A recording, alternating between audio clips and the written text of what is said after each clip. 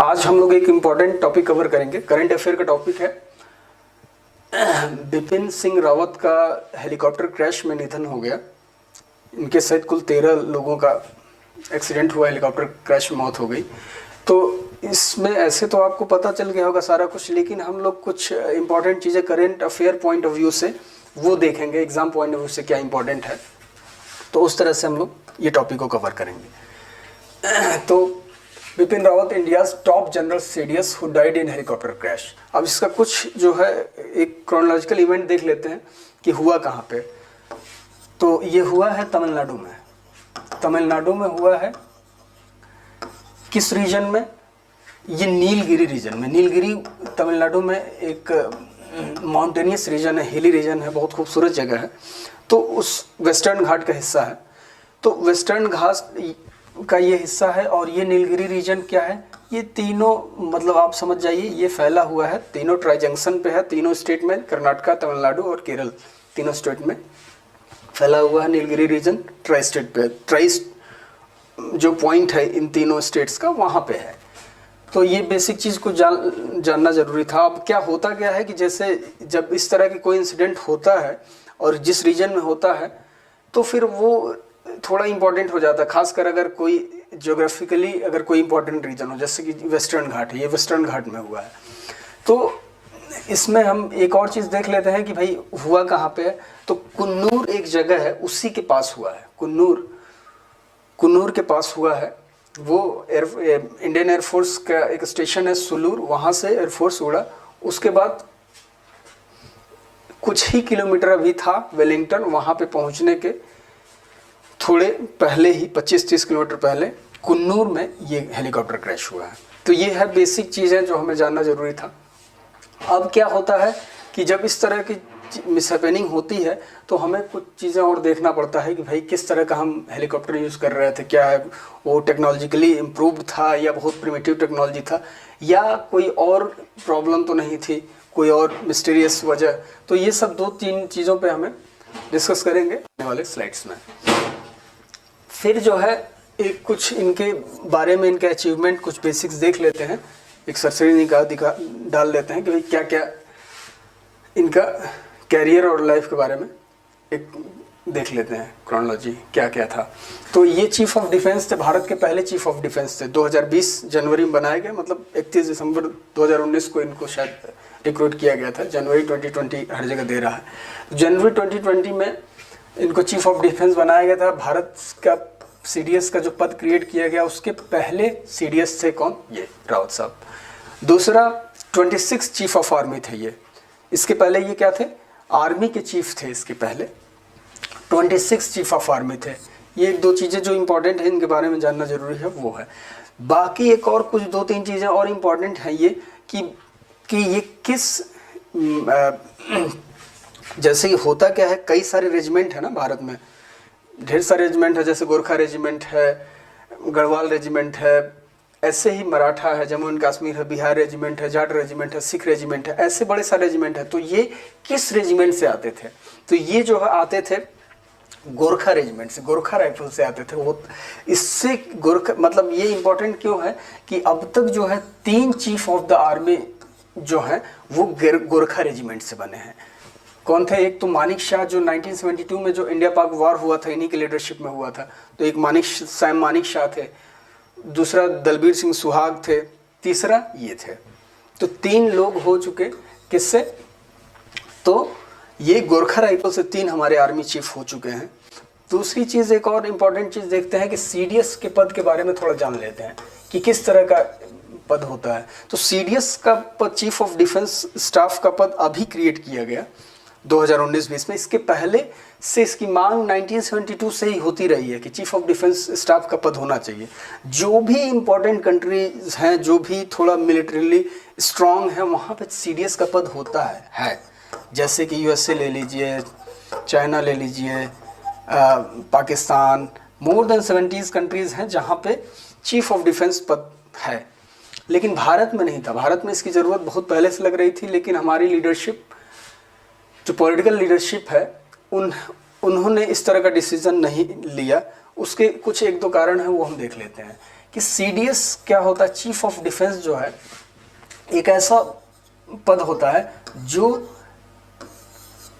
Army, navy और air force इन तीनों को कोऑर्डिनेट करता है।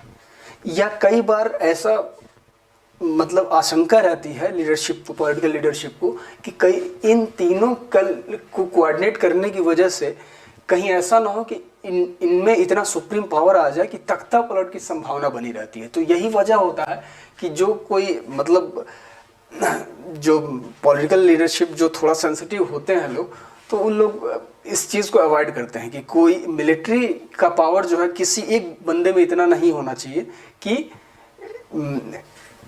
ये तीनों को, जैसे ये तीनों अगर अभी इस समय क्या है कि आर्मी का हो या नेवी का हो या एयरफोर्स का हो, तीनों को ये कोऑर्डिनेट करने की वजह से पावर इनमें थोड़ा ज़्यादा होती है। हालांकि रैंक वाइज वो सेम होते हैं, उन्हीं पैरेलल, ये भी डिफेंस मिनिस्टर को ही रिपोर्ट करेंगे और वो तीनों भी डिफेंस मिनिस्टर को रिपोर्ट करेंगे।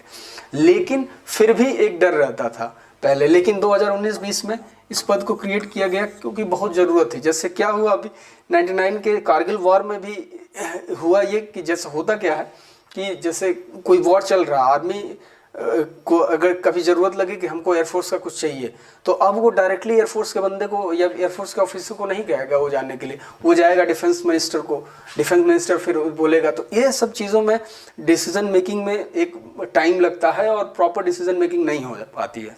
दूसरी चीज़ ये होती है कि जब चीफ ऑफ डिफेंस जो कोऑर्डिनेट कर रहा है वैसा कोई बंदा हो जो इन्हीं में से हो, कोई आर्मी का ही बंदा हो इन्हीं लोगों में से, तो आर्मी से रिलेटेड जो डिसीजन लेने हैं, स्ट्रेटेजिक डिसीजन, वो ये बखूबी निभाते हैं, मतलब वो सही से ले पाते हैं डिसीजन, क्योंकि उसी से रिलेटेड उनका एक्सपीरियंस होने की वजह से वो एक प्रॉपर डिसीजन ले पाते हैं और जल्दी ले पाते हैं।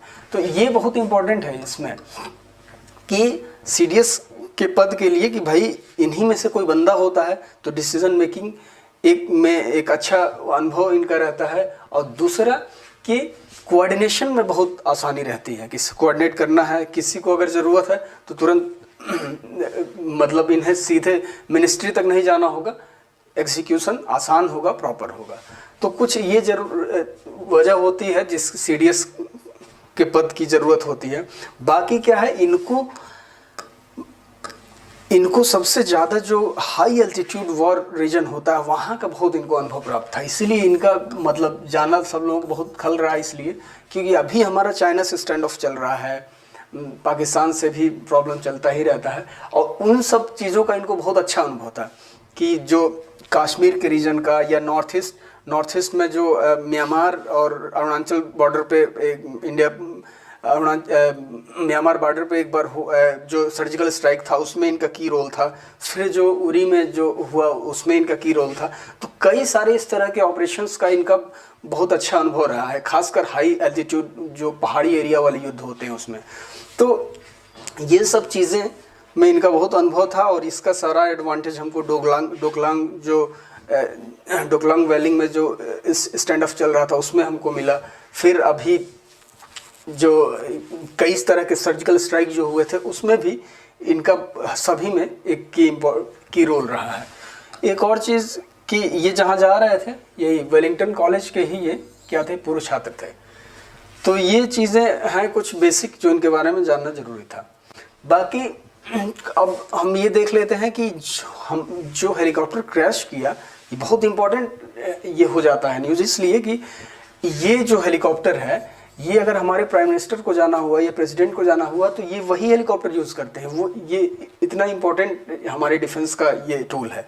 तो अब क्या आखिर कौन सी वजह है जो इतना सिक्योर हेलीकॉप्टर भी क्रैश कर सकता है, तो इस बारे में थोड़ा जानना ज़रूरी है। ठीक है, ऐसा तो नहीं कि बहुत हम प्रिमिटिव टेक्नोलॉजी यूज़ कर रहे हैं या लेटेस्ट टेक्नोलॉजी है, तो पहले जान लीजिए कि आम राय क्या है इस बारे में कि सभी लोग जो भी एक्सपर्ट है, डिफेंस एक्सपर्ट या वो तो सब उनका पहला यही बोलते हैं वो कि ये तो डबल इंजन और रशियन में ये जो हेलीकॉप्टर है Mi-17 वर्जन 5, ये आज के हिसाब से बिल्कुल जो अपडेट टेक्नोलॉजी है उससे बना हुआ हेलीकॉप्टर है। मतलब जैसे अमेरिका में ब्लैक हॉक है उसके पैरेलल है ये।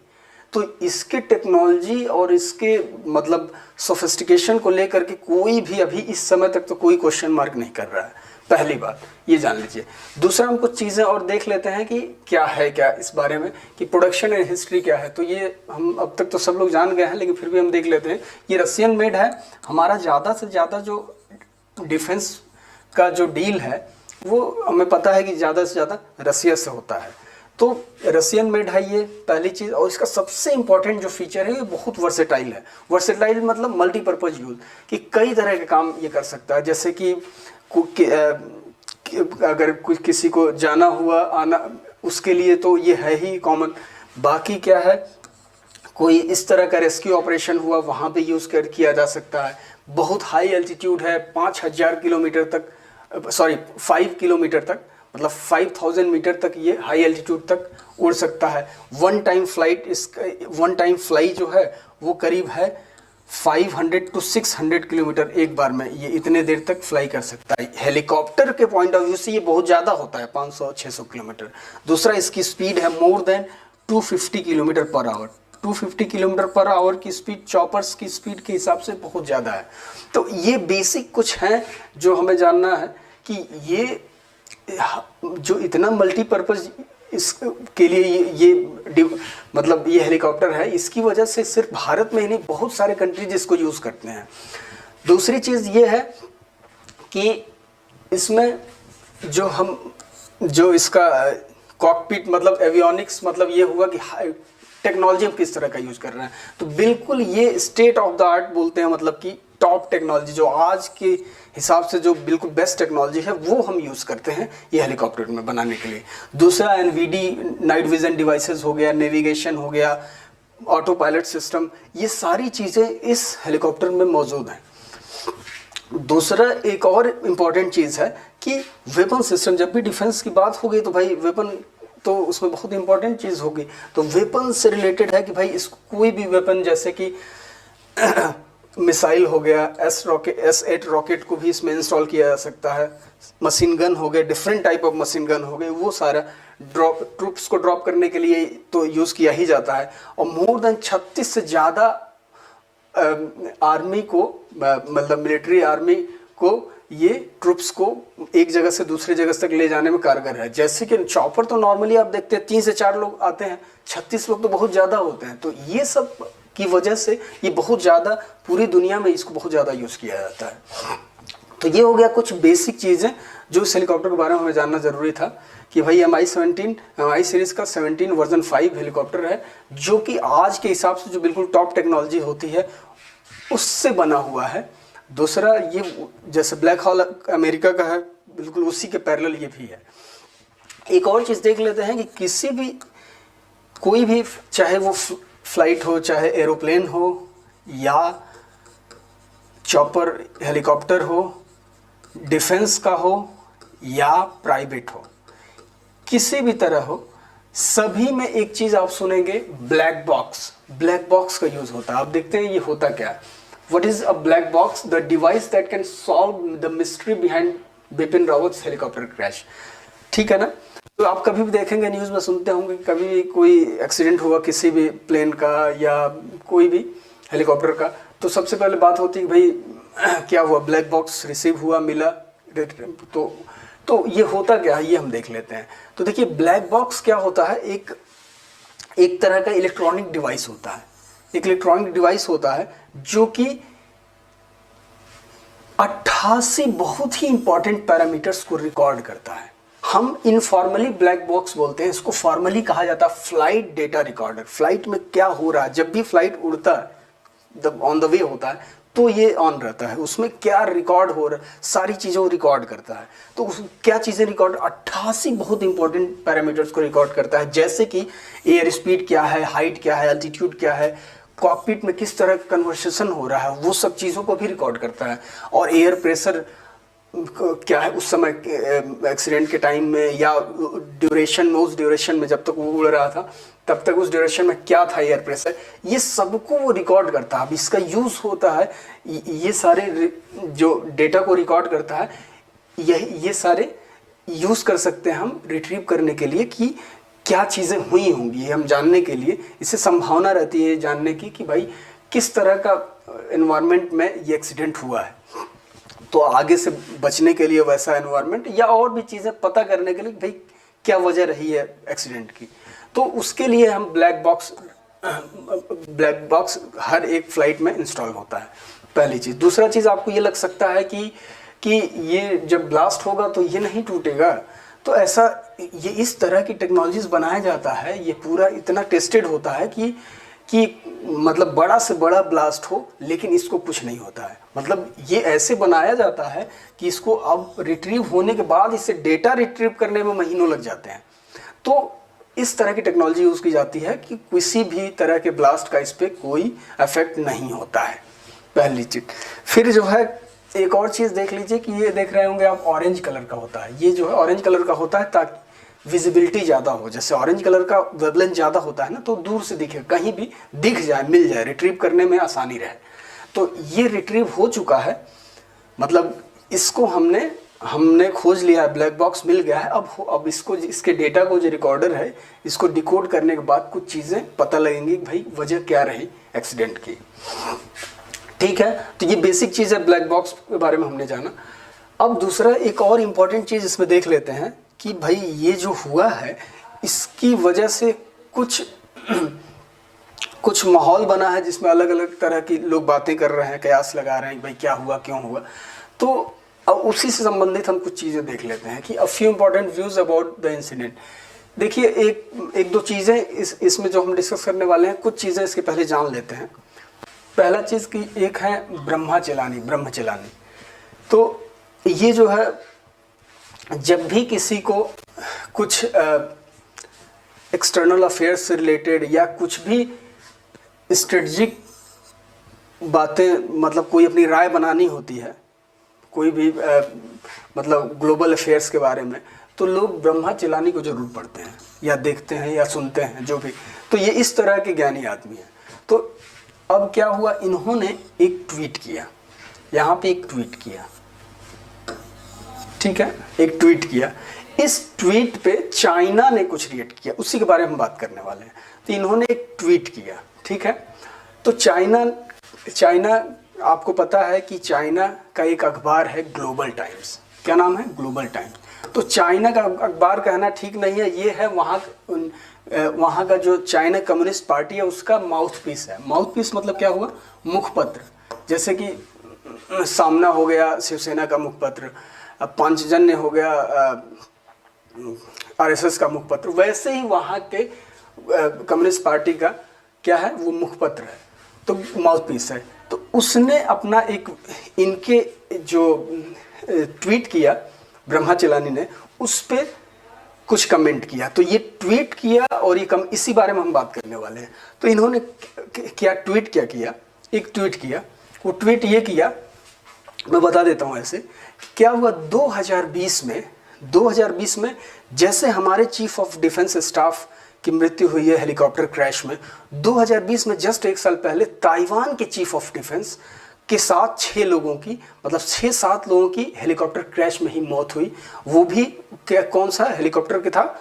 ब्लैक हॉक, मतलब टॉप लेवल का हेलीकॉप्टर था। तो उसमें चीफ ऑफ डिफेंस की मौत हुई, हमारे यहाँ चीफ ऑफ डिफेंस की हेलीकॉप्टर क्रैश में मौत हुई। तो इन दोनों को इन्होंने रिलेट किया, एक पैरेलल क्रिएट करने की कोशिश की ब्रह्मचलानी ने कि देखिए वहाँ भी मौत हुई और चीफ ऑफ डिफेंस की, और भारत में भी हुई, और दोनों चाइना के अग्रेशन के खिलाफ बोलने में एक, देखिए यहाँ पर लिखा है ना, ईच हेलीकॉप्टर क्रैश एलिमिनेटेड अ की figure in the defence against PRC aggression. मतलब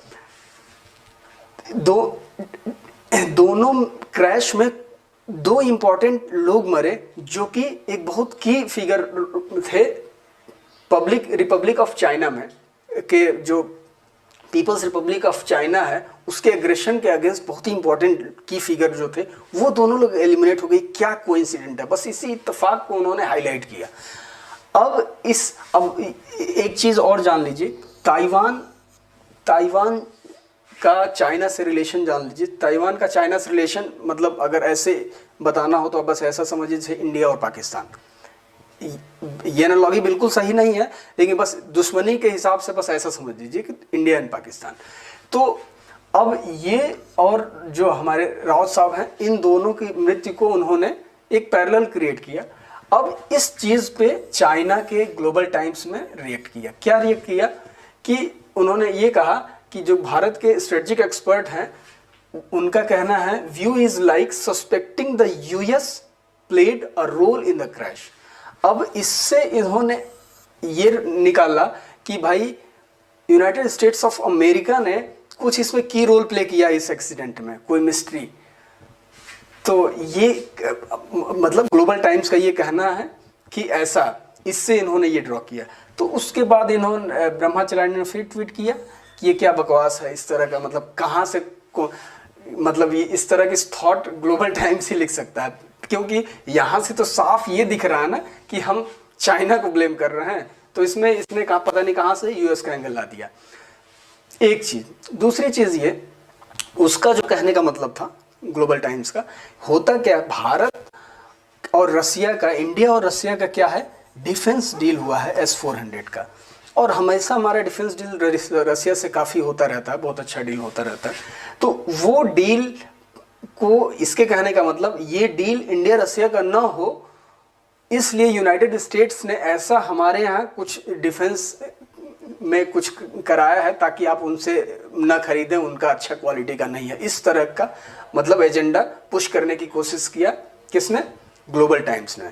तो ये मैं बेसिक बता रहा हूँ कि इस तरह की चीज़ें मार्केट में चल रही हैं जो आपको जानना चाहिए। लेकिन और एक और इम्पॉर्टेंट चीज़ यही कि ये सही में एक देखिए तो ये क्या कोइंसिडेंट है कि 2020 में ताइवान का चीफ ऑफ डिफेंस और 2021 में भारत का चीफ ऑफ डिफेंस, दोनों ने चाइना के अगेंस्ट अपने अपने स्टेटमेंट अक्सर देते रहते थे और मतलब इम्पॉर्टेंट और की फिगर थे इसमें।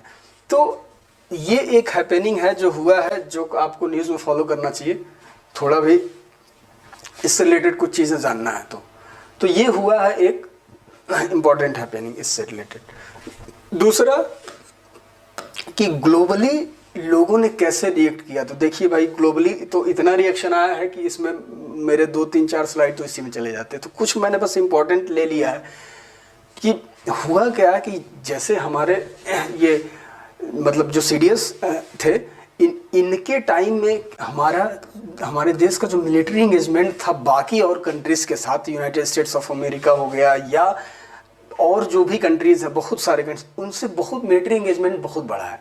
मतलब जैसे आप सुनते होंगे कि सैन्य अभ्यास हुआ यहाँ पे, या इस तरह की बहुत सारा हमारा जो आर्मी की जो हमारी रैंकिंग हुई, आप इसमें भी देखे होंगे कि उसमें भी बहुत सुधार हुआ हमारे इंडियन आर्मी की रैंकिंग में। तो मिलिट्री एंगेजमेंट बहुत बड़ा है इनके टाइम में बाकी और कंट्रीज से समय, तो रिलेशन में फ़र्क पड़ता है कंट्रीज़ के, एक चीज़। दूसरा क्या, खासकर यूनाइटेड स्टेट्स के साथ, यूएसए के साथ मिलिट्री एंगेजमेंट बढ़ने का बहुत अच्छा मतलब इस रिलेशन डेवलप हुआ इससे। तो सभी ने रिएक्ट किया, लगभग आप समझ जाइए यूएसए के top officials, Israel, Australia, Taiwan, सभी ने बहुत पॉजिटिवली इस चीज़ को लेकर के रिएक्ट किया। दूसरी चीज़ कि श्रीलंका, नेपाल, भूटान और बांग्लादेश, इन सभी के जो टॉप लेवल के ऑफिशियल्स हैं, डिफेंस ऑफिशियल्स, वो आएंगे दिल्ली, मतलब कल आए थे दिल्ली वो लोग पर्सनली, ये इनके जो क्रिमेशन में। तो इनका इस तरह का रिलेशन था सभी देश से। और मैं ये बताना चाहता हूँ कि कितने इम्पोर्टेंट और की फिगर थे भारत के लिए। तो ये सारी चीज़ें हैं, ग्लोबली इस तरह से लोगों ने रिएक्ट किया। ठीक है, बाकी क्या है, जैसे भूटान, अब नेपाल हो गया, तो नेपाल के तो जो आर्मी चीफ हमारे यहाँ का होता है, वहाँ का नेपाल आर्मी का भी ऑनररी चीफ होता है। तो इस तरह की चीज़ें तो हैं ही, तो इसलिए नेपाल तो भेजता ही है। बाकी देख भूटान तो डोकलांग जो स्टैंड ऑफ हुआ था वहाँ उस समय यही चीफ थे, हमारे राउत साहब ही चीफ थे, तो उससे एक अच्छा और अलग सा रिलेशन था। दूसरा भूटान में तो उनकी अलग से, उनके पूरे मंदिरों में अलग से प्रार्थना हुई इनके लिए, चीफ ऑफ डिफेंस के लिए। बाकी और चीज़ें जैसे श्रीलंका के जो चीफ आर्मी के बड़े ऑफिसर्स थे, वो लोग दोनों इंडिया में डिफेंस स्कूल में साथ ही पढ़े थे, तो इनके कलीग भी कई सारे थे, तो वो सब भी आए हुए थे कल। तो ये सब रहा, ग्लोबली इस तरह का रिएक्शन मिला। दूसरा, ये लास्ट राइट इनका यहाँ दिल्ली में हुआ, ब्रार स्क्वायर है, क्रीमेटोरियम है वहाँ दिल्ली कैंट में, तो यहाँ पे हुआ। ये बेसिक चीज़ ऐसे में डाल दिया कि आप देख लें क्या हुआ। बिपिन रावत और इनकी वाइफ मधुलिका रावत का। और कुछ अवार्ड्स और ऑनर्स इनको मिले हुए हैं, ये भी हम लोग देख लेते हैं। परम विशिष्ट सेवा मेडल, उत्तम युद्ध सेवा मेडल, ऐसे करके बड़े सारे, सेना मेडल, सामान्य सेवा मेडल से करके बहुत सारे हाई एल्टीट्यूड सर्विस मेडल। ये बहुत इंपॉर्टेंट है इनके, मतलब इनके करियर में, क्योंकि इसमें इनका बहुत अच्छा अनुभव था और लगभग जहाँ भी स्टैंड ऑफ हुआ इनकी स्ट्रेटजी ही काम आई। तो ये सारे अवार्ड्स और ऑनर्स थे इनके, वो हमने देखा। बाकी इससे रिलेटेड कुछ और अपडेट होता है तो हम लोग करेंगे। Okay, thank you.